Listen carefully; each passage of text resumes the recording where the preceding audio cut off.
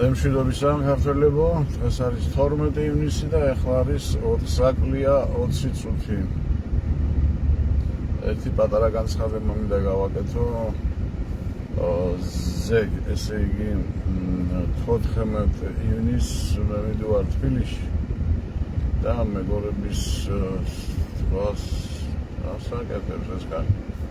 ლოგო. მეგობრების საყურადღებოდ თუ ვინმეს გჭირიათ ასე ვთქვათ ავეჯის დამზადება თბილისში, შეგიძლია დამიკავშირდეთ, პირადში მომწეროთ. ვინაიდან მივიდივარ შეკვეთის ასაღება და პარემ